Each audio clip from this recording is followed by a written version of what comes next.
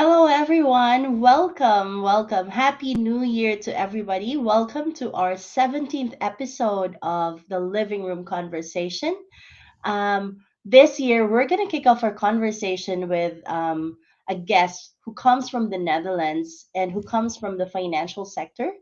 Um, why do we have a financial person in the show? Well, it's because we have seen them being the inspiration and being a great place to work.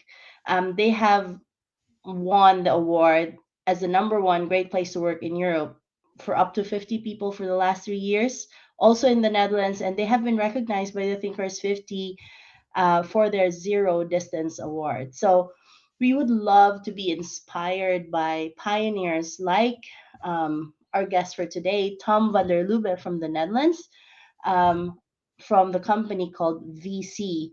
And in this episode, we are going to just explore what it means to be working um, in a no rules company kind of. So we're gonna talk about less is more. And I before I welcome Tom to the show, I just want to welcome everyone. If you have not been part of the living room conversations for the last year, I I suggest to check out the previous episodes as well. And thank you for joining us. Today we're just gonna listen to Tom and talk to Tom about what it feels like to be part of VC and what inspiration we can get from their setup. So with that, I'd like to welcome Tom to the to our living room today. Thank you, Rhea. Thanks for having me, and I'm also wishing everybody the best for this year. Hope we'll able to deal with COVID this year, and it will come to an end. But nice to start the year being your guest today. Thank you for sharing our warming our couch for the year. It's winter here in Europe, and it's nice to be having a guest to talk about all things that is exciting in the space of the future of workplaces.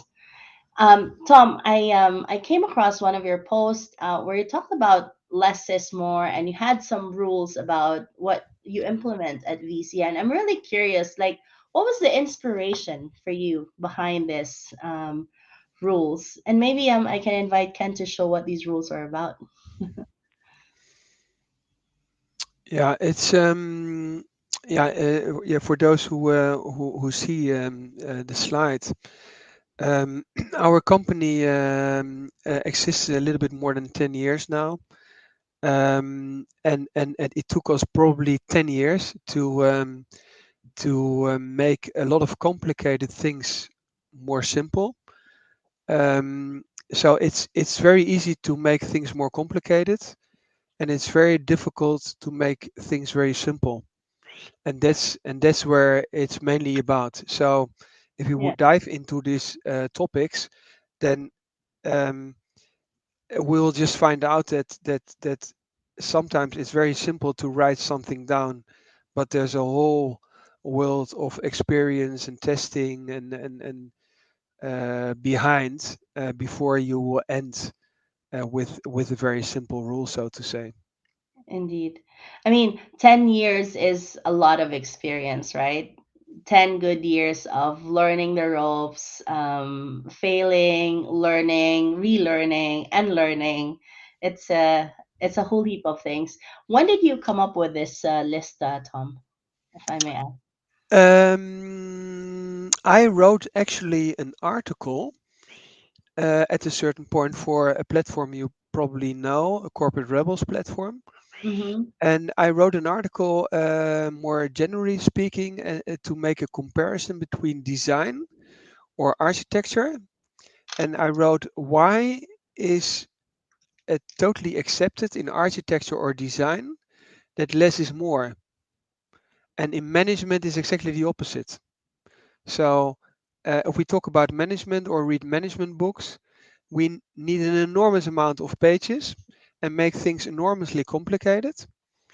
But let's say in architecture, the optimum or the art of architecture is if you can't take away a part of the building anymore. And I took as an example the building Mies van der Rohe, the German architect, built for the Barcelona World Expo, I think Yeah. in the 30s or 20s. Mm-hmm. Uh, and then after this article, somebody said, "Yeah, that's very nice, but it's a little bit theoretical. Could you just write an article about what it really means in practice?" Yeah. And then I wrote down those 10 points. So it Mm-mm. was a little bit coincidence, but it also forced me to put it in a very practical way. Yeah. Yeah, a few things caught my attention, and maybe I'll start with the first one that's also in the first bullet, right? You talk about primus inter pares. What is it, and why do you think it matters? What is it? Primus inter pares is something which is very old. I've studied history, and everybody knows. It doesn't matter if it is in states or in companies that power is a difficult topic. If you Mm. talk about the classical organization of the CEO, and in Greek history, if you talk about Athens 2,500 years ago, they already found out that it makes sense to avoid too much power at the top, and that Yeah. was called primus inter pares. So you're all equal, but you rotate, or there is somebody who speaks for the group, and Mm-hmm. and and that's an aspect what you also see in companies, that if a CEO has too much power for too long, Yeah.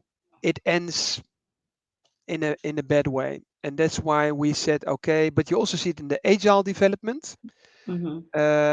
of working together, that people have roles, and it's more fluid organization, and people say you should coordinate this project, etc., this whole scrum experience, etc. And there you see it in a modern way, but in the end it's very old. And Yeah. we have the structure implemented that in every team, we are self-organizing, but in every team we have a fixed way of rotation. So every half a year, somebody else takes over the coordination of the circle or of the team. Mm-hmm. So if you are four people in the team, after every 6 months, somebody else takes over. It's a little bit like you have in sports. If you Yeah. would run for 400 meters, everybody runs for 100, and Yeah. gives the responsibility to the next colleague. I'm curious because you as a founder or a co-founder of VZ, how does this connect with your role? Are you also part of the team, or how does that work?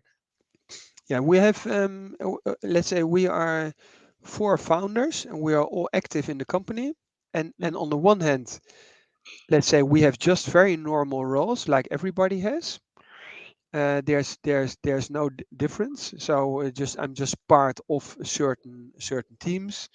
Mm-hmm. The last 10 years, I was part of this what we call people first or HR team, but I'm Mm-hmm. just one of the colleagues.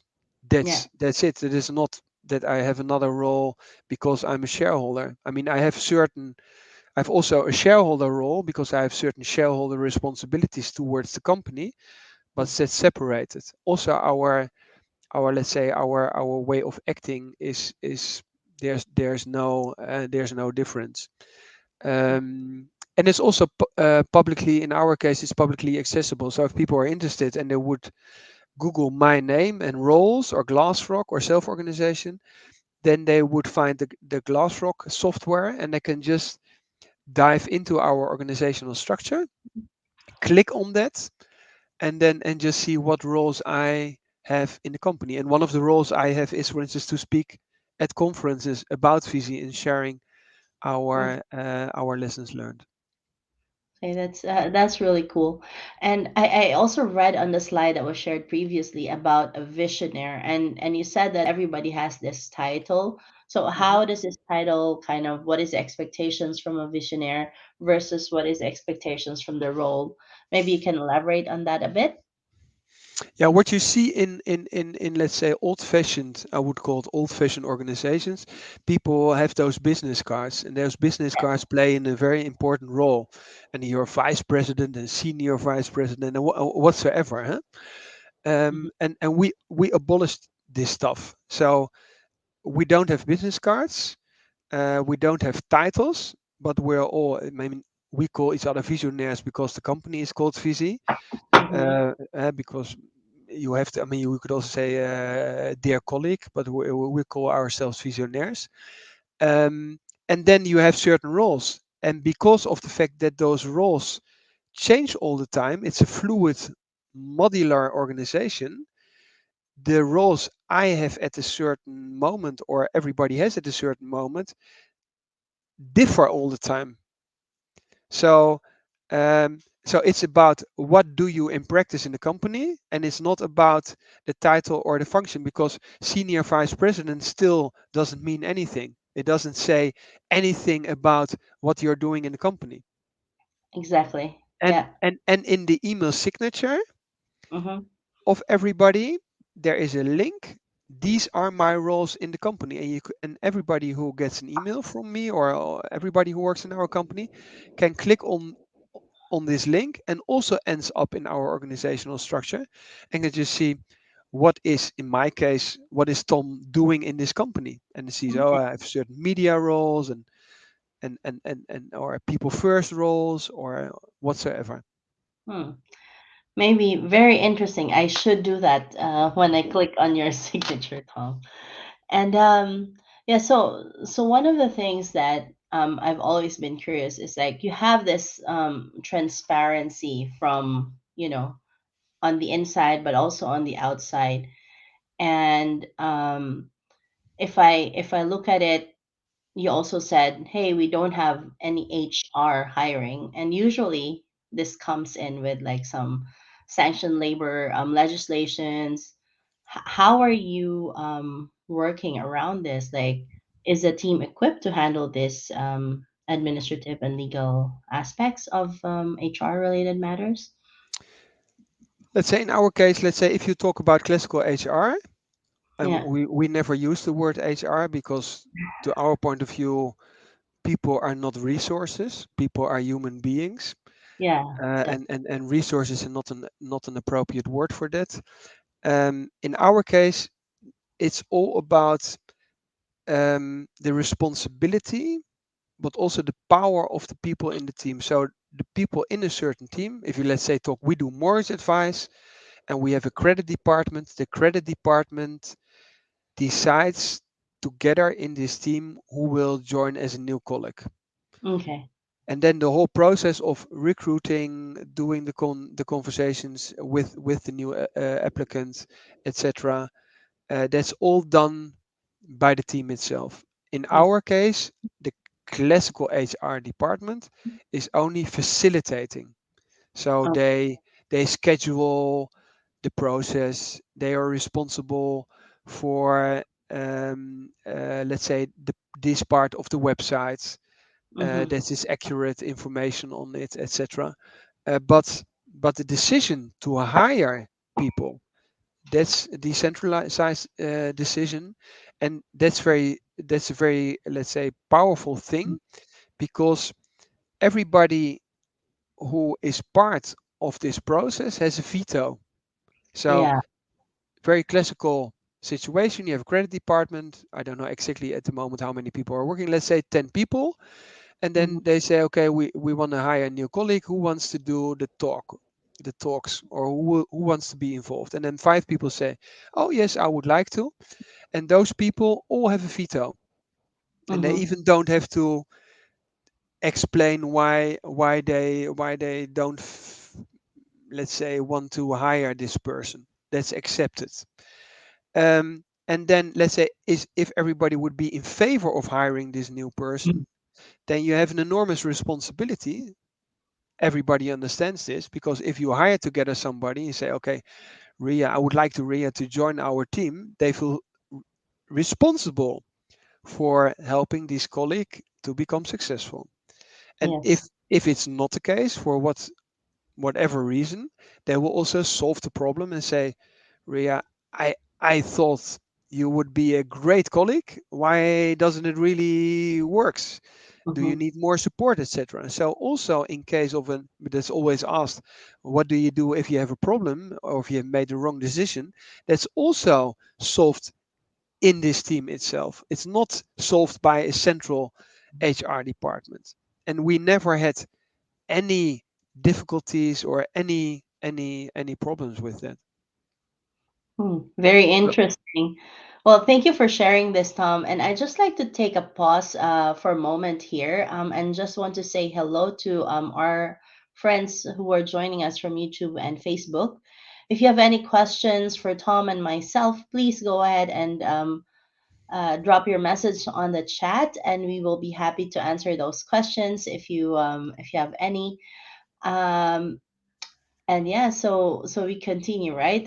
It's very interesting for me that you have managed to dissect the different facets of an HR in order to decentralize parts of the role into the towards the team, and that is probably not so common in this day and age, right? It's something that is uh,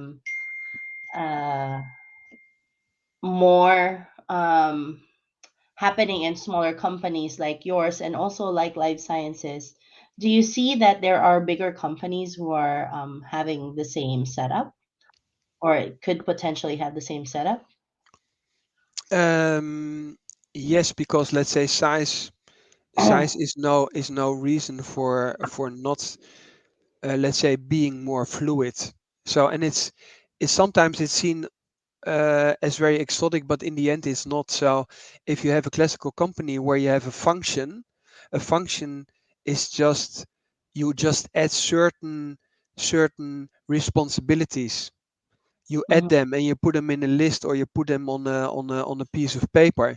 But if you are in a team, you automatically discuss together with your colleagues who is doing which part of the work, and then it's called in the self-organizational structure it's called roles, but yeah. just these are just parts of a function, and it makes it more fluid and makes it easier to discuss with each other in the team who is taking care of what responsibility or what accountability. Mhm, um, but you see it also in much bigger companies. Although one has to say that if you start implementing this kind of structures in a small company, so we started to implement self-organizational structures when we were 10 people, and we found out, okay, we're not able to sit on the same table at the same table anymore. Then it becomes part of your DNA. Everybody is used to it. And the positive aspect is also that if you have a clear organizational structure and you do a lot of communication about this, it attracts certain people. So mhm, people who like to focus on the work and are less focused on how let's say what's on your uniform, those people feel attracted to the company. It's much more about the team, it's not about egos. You don't get a new business card all the time. Uh, so it strengthens this kind of structure, because certain people who find functions very important and business cards, they don't apply at at our company. okay. So it is much easier to implement this when you're a small company, but it's probably the same Yeah. for you as well. Yeah, that's right. We have one question actually from Maya on the chat, and she's asking, and I guess this is in your case. When you talk about HR support, how many people are supporting the teams in the background? Two people. So of Mm, 60 people, there are two colleagues who are mainly in this field, but it also has to do a little bit with, let's say, if you want to grow a company, we have to invest a lot of time in hiring new people. mm, So and people also have more roles. So let's say a colleague of mine who is part of the people first or HR team is still also has other roles, accountancy or financial roles, as an example. So this also evolves. So I would say at the moment, two people out of 60. Okay. Very interesting. I want to ask you a little bit more on the hiring front, right? Let's say I'm a new person who got hired, and then you have this, like, we don't have any handbooks, only one golden rule, and I'm curious, what is this golden rule, Tom? The golden rule is in the end also a very old rule. It exists all over the world, and it just means treat other people like you wanted to be treated yourself. Okay. And you find it, for instance, in all religions. It's very interesting. So it's also not a, let's say, European or Western thing. You also find it in China, in India. It doesn't matter. In Islam, it's all the same. So what does it mean in practice in our company? For instance, if you are an advisor, we just say, just imagine that you were sitting at the other side of the table. At the moment, it's the virtual table, because we're in a lockdown, so to say. But just imagine, what would you expect if you would be the client? And then we say, okay, these advisors, they know what they do. I mean, we still have a lot of financial regulation, because Yeah. you are not allowed to advise people on mortgages if you don't have a certain diplomas, etc. But I'm talking about our internal way of managing, and we don't Yeah. like the word manage. But and then it just means that somebody says, okay, when I would be the client, what would I expect from my advisor? And then people are free to handle this. But Mm-hmm. to give another practical example, if you would work in our call center, we don't have telephone scripts. So we don't say you have to approach somebody who is calling with this certain way of greeting the customer, etc. So no, we just say no, Yeah. just be yourself, and just interact with this person, and just imagine, if you would call us with this question, how would you like to be served? Mm-hmm. And that's it. And it's very simple. But it's, if you would have a restaurant, it would be exactly the same. So, or if you would work in a hotel, let's say, if you're in a restaurant and all the tables are occupied and somebody would come in, there are two options. You can say, sorry, we're full, or you say, please have a moment, I have to check. Take a seat at the table. Can I offer you a drink? Sorry for being so full today. And then somebody comes back and say, I think a table will be free in half an hour. Is this okay if you wait at the bar? Do you want to drink something, etc.? So it's just a way of, in the end, it's all common sense. Yeah. So But it's not a great. high intellectual game, so to say. We just say, just imagine, how would you like to be treated in this case? Okay. Do you do some sort of onboarding around, like, some of the practices that you have developed over the last 10 years? If, say, I'm joining on the 11th year. Yeah, Um, yeah, we do a lot. So just four colleagues started on this Monday, and on the one hand, there's let's say a kind of program where we explain what we're doing, and it's about self-organization. It's about certain teams, how they operate, and everybody who starts at our company works in all the teams. So the onboarding mhm. means that we take a lot of time, and we invest a lot of time also in people, and then somebody who ends up in, let's say, for instance, media department, a colleague of mine, also starts being, let's say, 1 week in the call center, or a couple of days at the credit department, or a couple of days in the department or the team where we advise clients.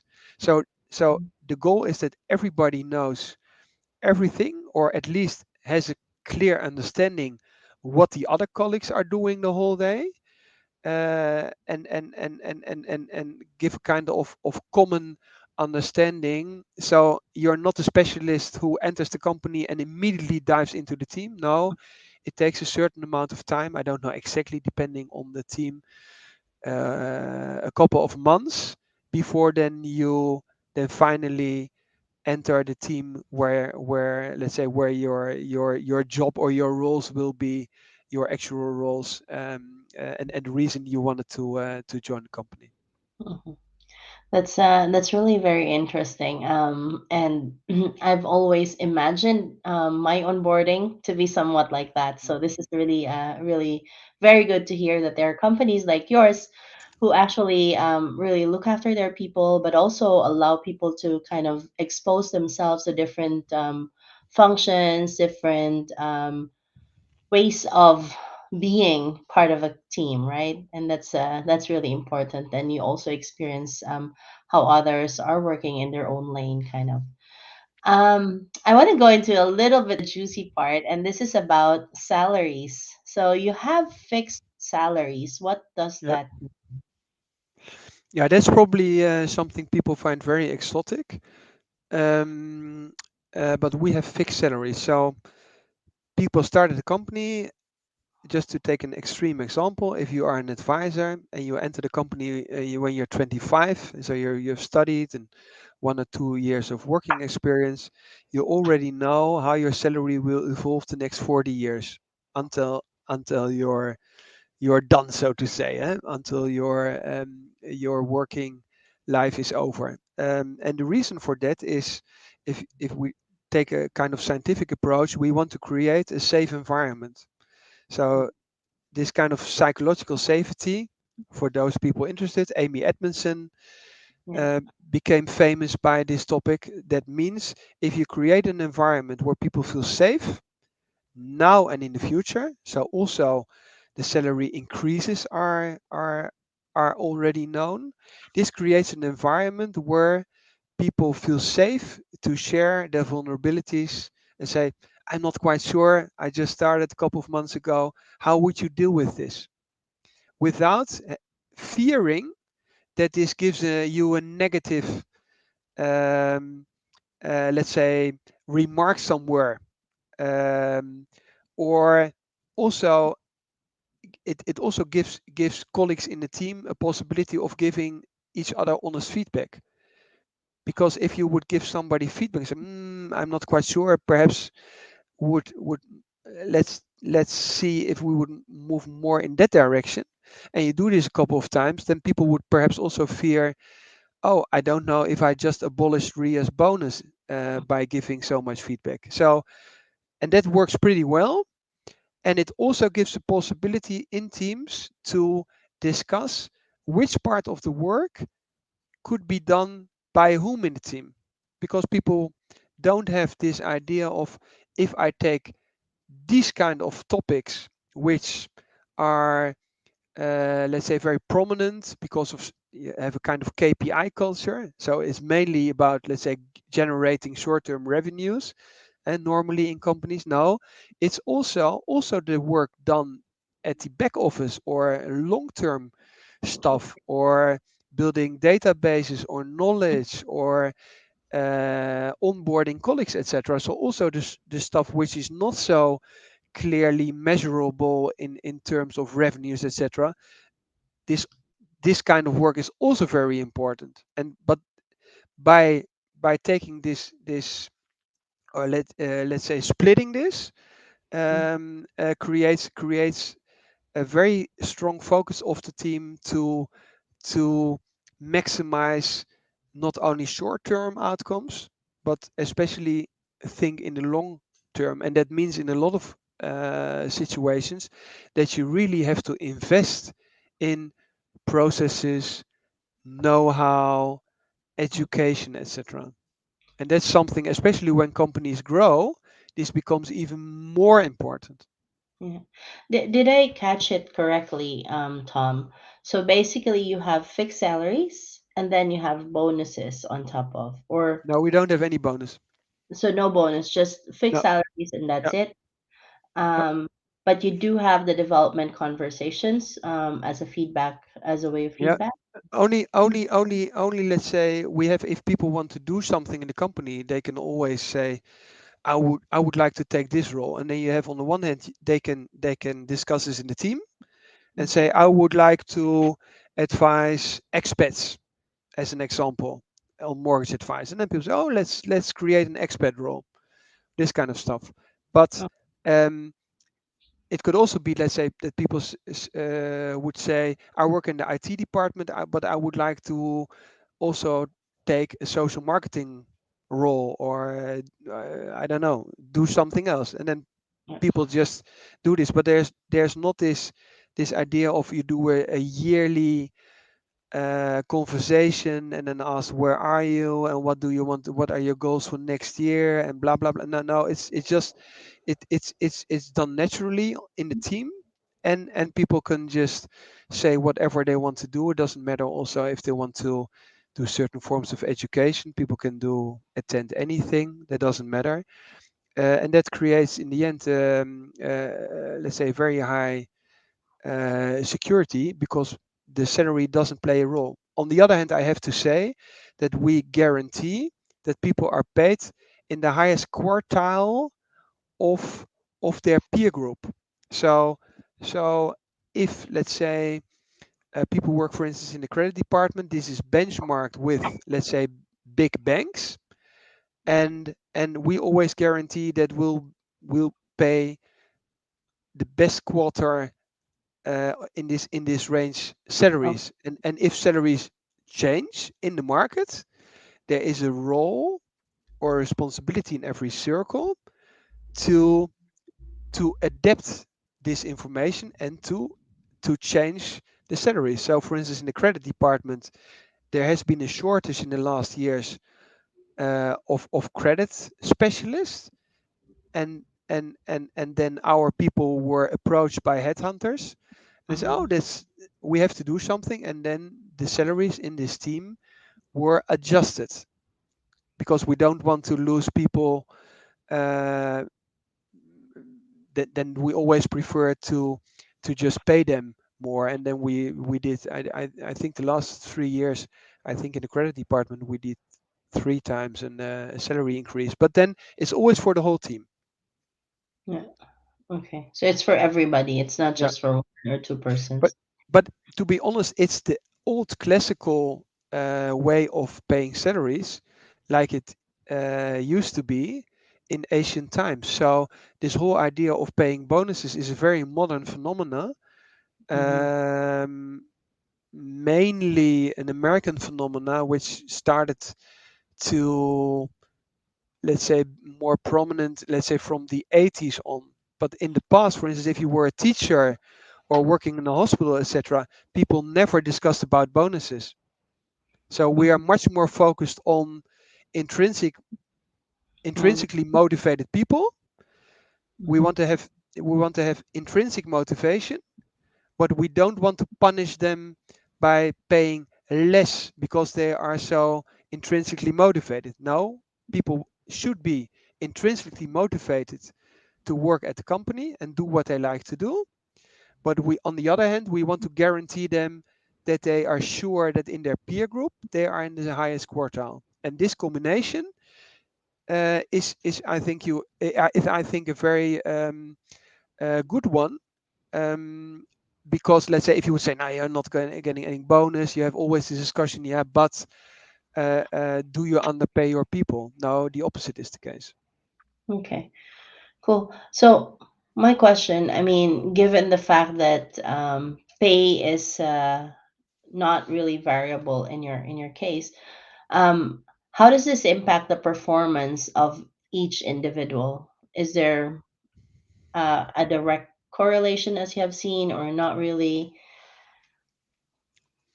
The funny thing is that, let's say, the whole process is so smooth, and there's so much focus on let's say, building excellent processes, that that in the long run, if you just, I mean, we have all those numbers. If you just take, let's say, half of the company is advising clients, and all those consultants have a certain way of developing. Um, uh, Also, if you talk about revenues, um, but if you just see what people are doing, there are people, for instance, who like to mainly focus on clients.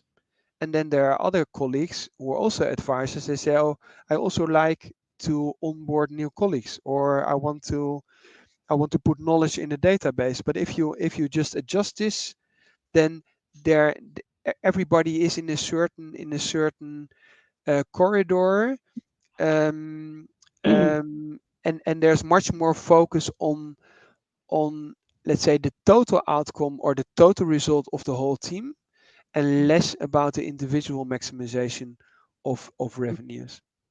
Okay. That's very interesting. Maybe a follow-up question to that from Maya. What if people feel very comfortable in their role and, they don't just want to change. They just want to stay in the same role for that. I I actually love this because, let's say, there's so much focus on, let's say, doing different things all the time, and we always say, if somebody, for instance, is a dentist or something like that, just take a very dentist, everybody understands. You would never ask the dentist, if somebody has worked as a dentist for 3 or 5 years, what would you do, what would you like to do next? Then a dentist would never understand this question. So why would somebody in the credit department who really likes to support, let's say, advisors, and has an enormous amount of experience, why would you push this person to do something else? So Mm, we have especially credit department is a very good example.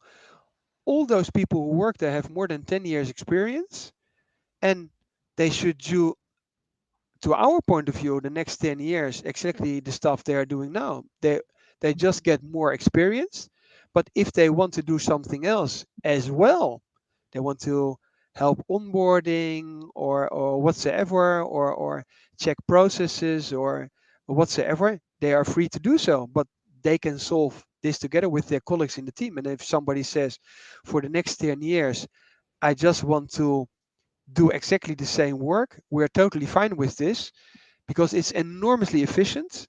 It creates enormous safety and also rest and stability in the team, because nothing is more efficient and agreeable for all those new people if you have very, very experienced people in the background to say, "Oh, no problem at all. I've seen this case 100 times before.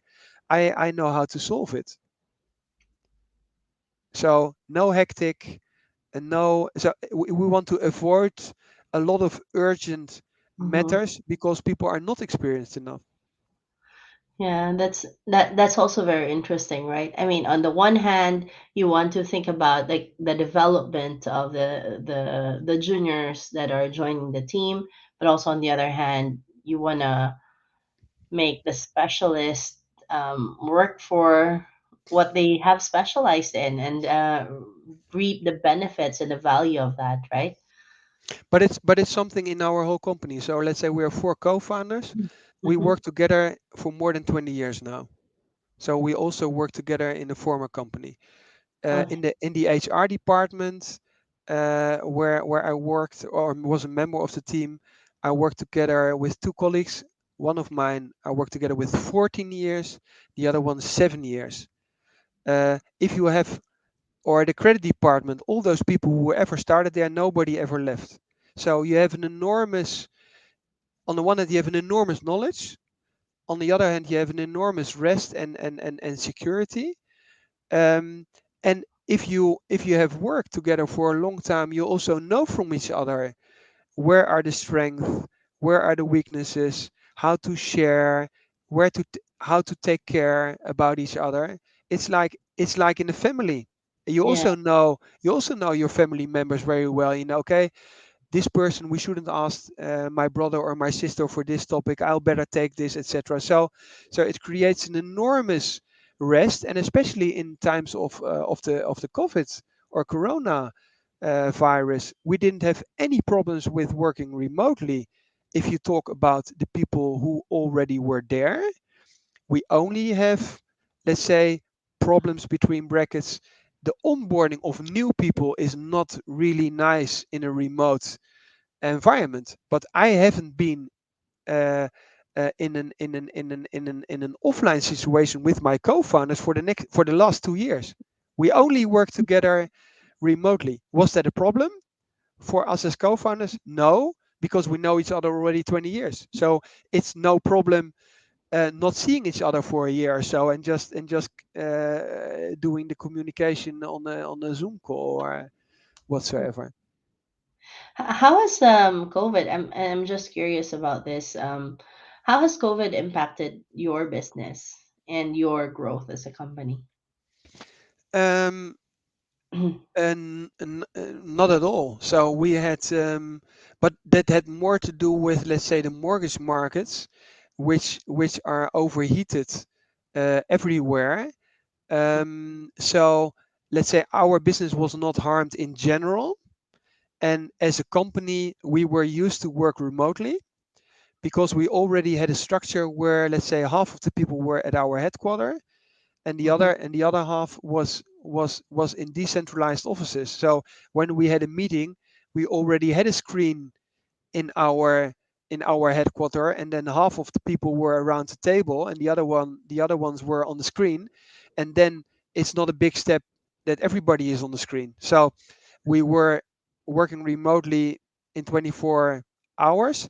And what also helped, and I think you made the same experience, is that if you already work in a self-organizing structure, you even go much faster, because the fact that you have to take more responsibility, or automatically take more responsibility, because you don't meet people accidentally in the office space. People take their decisions because they have the accountabilities of the role. So what we actually found out is that from from the moment where the lockdown was in place, we had an acceleration in innovation, not because we decided this, no, because people were just taking responsibility of their roles much more, let's say, in a much more strong way than they did in the past, because they said, okay, then I decided on my own or with one or two colleagues.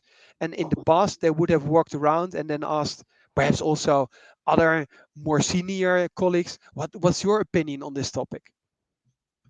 Uh, so so actually COVID helped us. The negative thing is, however, that if you have a very familiar way of working together, everybody is really missing the colleagues, Yeah, and you want yeah, to chat and you want to have lunch together and you want to drink a coffee together. yeah, So it's at the moment it's too much focused only on getting the stuff done and the work and etc etc, and there's everybody is missing the informal stuff, the yeah. drinks, the lunches, etc etc. But I think that's the Yeah. case in all the companies. Yeah. And do you have any thoughts or any ideas that you're kind of percolating in your company around how can we bridge this kind of need at the moment? Because when it comes to psychological safety, a lot of the trust attributes come from the informal, the water cooler conversations, this little unplanned things. Any thoughts on that, Tom? Yeah, what we did is that we asked ourselves, um, how can you solve this way of connecting in a, let's say, very close to where people live. So we said, okay, let's just try to. I mean, we already had a lot of offices, but we said, okay, the easiest thing is that where people live, they should try to have an office together somewhere. So now everybody has, let's say, a kind of co-working space together where, let's say, Mm-hmm. with colleagues, and nobody has to use public transport anymore. Um, um, but it's still difficult, because people would say, okay, it's nice to meet those two or three colleagues who live in the same neighborhood or in the same city, but I Yeah. would like to see those 50 other people who I normally would meet at our headquarters once a week. So Yeah. it's still not so easy. But let's say if there is a possibility of meeting when the weather is fine, then we used to take this opportunity, and until now also everything went well. But as long as you only can meet, for instance, in the office itself, yeah, it's much more difficult than if you could meet on a terrace somewhere. Mhm. Yeah. Indeed. I think it's the same feeling in general for us as well. Although we're a lot smaller, we are relatively in the same area. So it's still possible to do it like once every 2 months or so to meet each other. And also, I think the regulations in Switzerland are much less stricter than in the Netherlands, also when it comes to lockdowns. We have been fortunate in that sense, but we do try to explore ways of doing things online. And as you can imagine, one of the platforms is that birthed out of COVID is this living room conversations, because we do feel the value of connecting with people like you, people who have, and really continue these conversations just to learn from each other how we're doing things and continue that evolutionary aspect uh, But of our work. but but it also depends a little bit on, let's say, the private situation of the people. So those people who have small kids, let's say they have a different situation from, let's say, younger people who just started and who are Mm-hmm. single, and they have, I don't know, 30 square meters, and they are 24 hours on those 30 square meters, Yeah. and they don't meet anybody. So it's, let's say, people search for solutions, Mm-hmm. but we still hope that at a certain point we will be able to go back, because at the end, let's say, you can do a virtual Christmas dinner, or you can do certain games, etc. But if you have done this a couple of times, people are also fed up with it. So I think in our case, what really helps is that people feel secure. From the beginning of the COVID crisis, we said we're not going to lay off anybody. If we will have financial problems, we will put extra money into the company, and we said we have a kind of traffic light system. Depending on your private situation, what are the responsibility of the individual? So let's say if you have a partner who works in the hospital, and Mm-hmm. there's a lockdown, and you have to take care of your children, you are category red, and you don't have to work.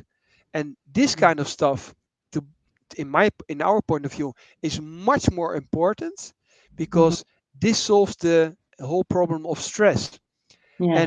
And then you can still discuss about what kind of games you would do online. But if you have two children, and your wife or your husband works in the hospital, and you have to take care of your two kids, and then your employer wants you to work, yeah, that's not going to work. So I think this really worked well.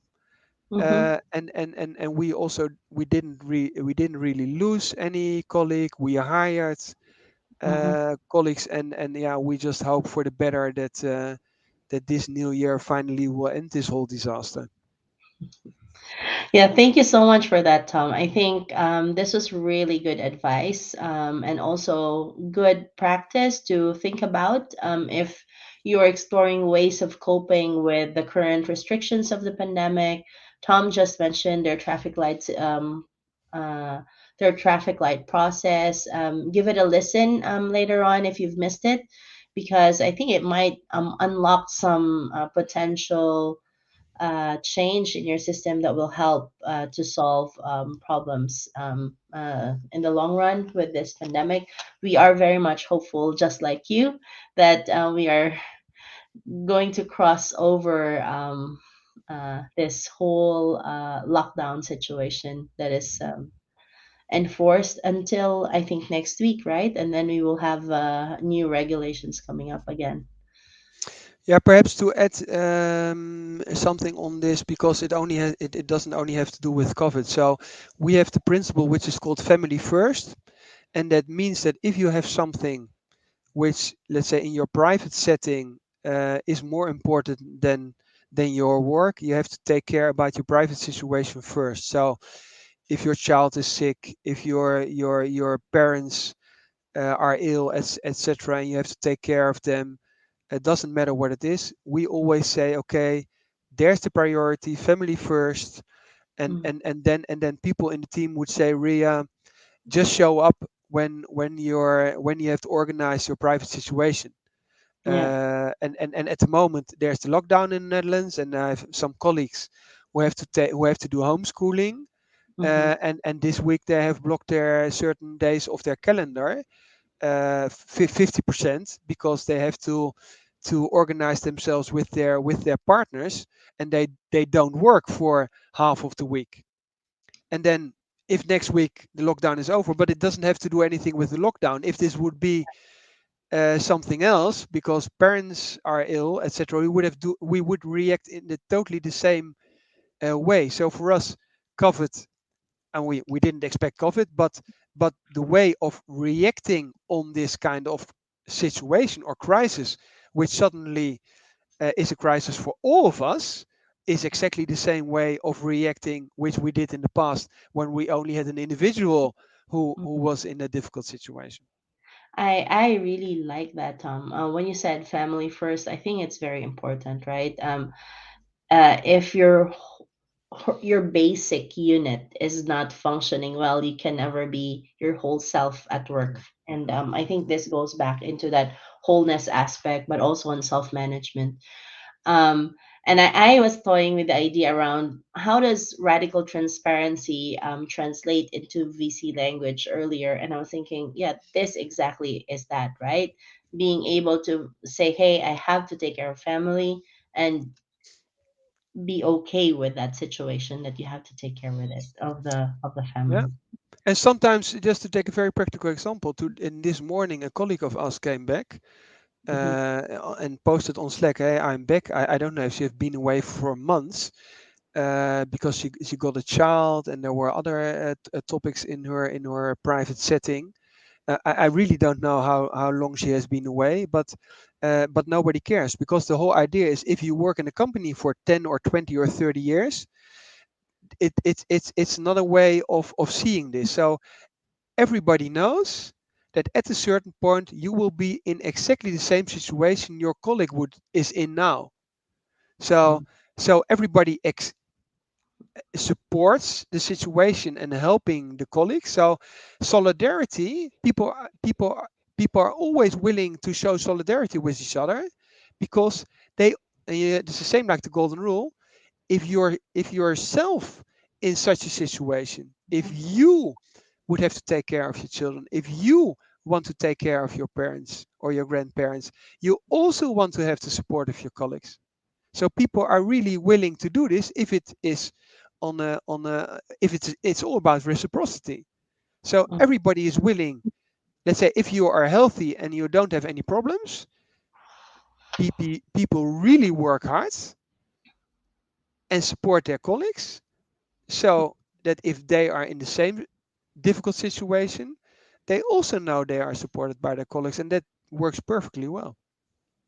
Yeah, that's really amazing, and I think it resonates so much with me how valuable it is to place value on human beings, right, and not as resources to attain a real shareholder value, but really as human beings who are working together. And I love the aspect of solidarity that you just brought in, Tom. I think that's very important because it builds that psychological safety, as you have mentioned, that I can trust that this team is with me through, the hard days and the good days. And do you know what is interesting? That sometimes it's seen as as something which is very soft. I also wrote an article on this shortly after the corona or the COVID crisis started. It is also on this corporate rebels platform. It's about solidarity, stupid. It's the title of the article. what is so interesting, companies who show solidarity towards their people in times of crisis, but as also on an individual basis, are Mm-hmm. outperforming those who are not showing solidarity. And why is this the case?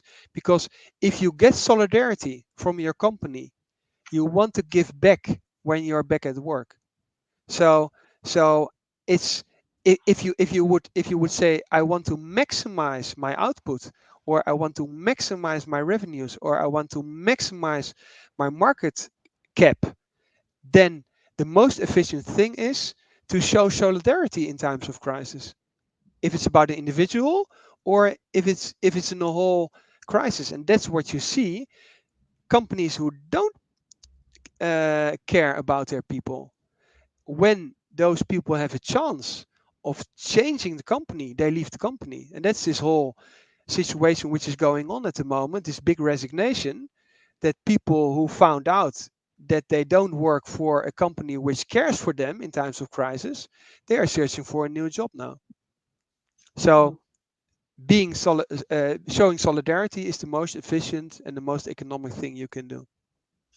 Mm-hmm. Thank you so much.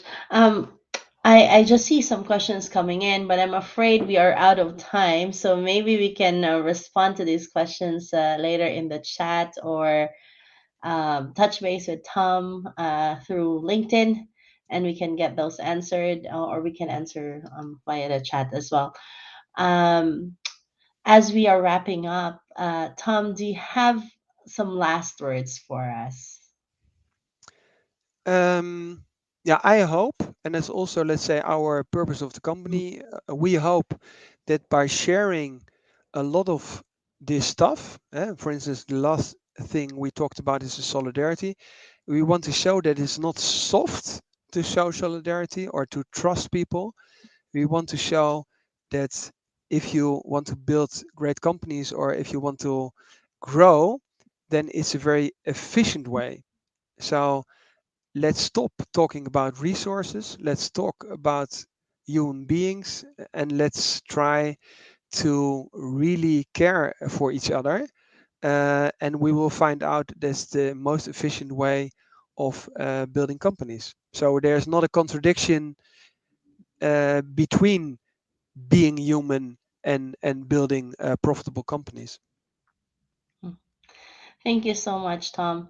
And yeah, thanks to all our audience for participating and engaging with this afternoon's conversation. It has been a pleasure to host this conversation on our living room for the first episode of the year. So thank you so much for joining us. And yeah, while I think Ken will post some of the upcoming events that we have, I would love to invite you to join us.